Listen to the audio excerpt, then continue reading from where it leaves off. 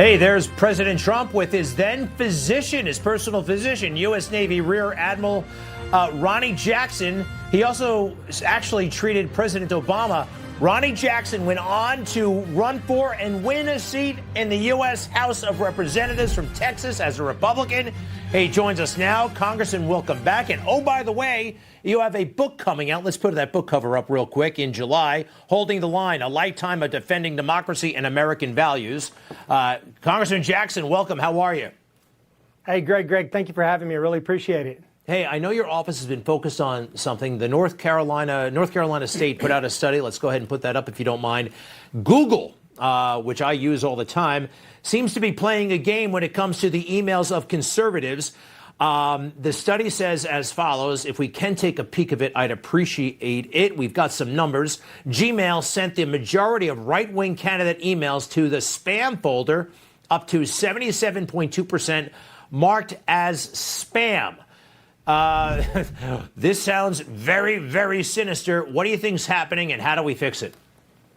Well, it's just another example of big tech using their influence for political purposes. It's no surprise to anyone that big tech overwhelmingly favors the Democrats. They've done everything they can to push the agenda of the left, and this is just another example of it. There's no way that this is an issue with their algorithm or mistake or anything else like that. 820% more than the Democrats. Almost 9 out of 10 Republican emails go to junk mail, whereas less than 1 out of 10 on the Dem side go to junk mail. So this is affecting fundraising. I mean, the study goes on to say that probably over the last 2 years, it's cost the Republican Party almost $2 billion in contributions, and that affects elections. I mean, this is having elections. So the NRCC, the NRSC, and the RNC have requested that the FEC do an investigation on this and look into this for this amounts to illegal political contributions by Google, the way they've done this at least that's what this suit's claiming, or this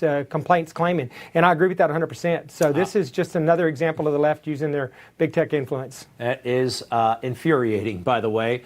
And speaking of furious people, Joe Biden, now you're a medical doctor, and I know you haven't examined Joe Biden, but I don't know if you saw his performance today. He wasn't exactly out of it. He was just so unhinged. Take a look.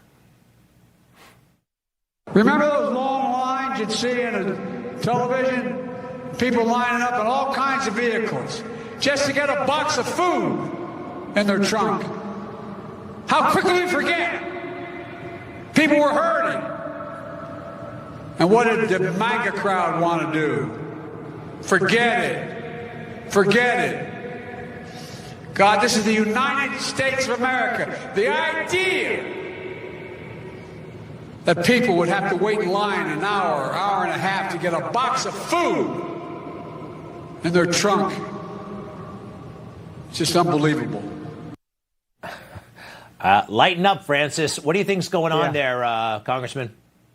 Well, I've been saying for a long time, Greg, you don't need to be a doctor to diagnose this guy anymore. And, you don't need to do an exam. I mean, everybody, any average American citizen can look at this man, look at his behavior, look at just the way he carries himself, the way he gets lost, confused, he shuffles around, he looks old, he looks tired, he strikes out, he can't control his temper anymore. This is all evidence of cognitive decline related to his age. It's just absolutely happening. It's happening right in front of our eyes. I've been saying it since he was candidate Joe Biden, that this man is not fit to be our commander-in-chief and our head of state. And now other people are starting to say it. Other Republicans are starting to say it, and even Democrats are starting to say it. And they're going to have to figure out what to do with him. He will not make it 4 years. He won't make it till the end of this term. This is going to get worse. It's going to get rapidly worse. I've said before, and I've probably said on your show, Joe Biden's not a fine wine. He's not going to get better with time. This is going to continue to get worse. He's going to have more bad days than good days as time goes on. And it's just sad to watch, and it's dangerous for our country.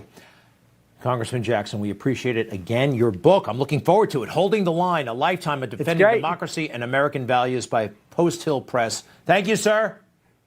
Thank you, Greg. Appreciate it. Okay, you bet. We'll be right back.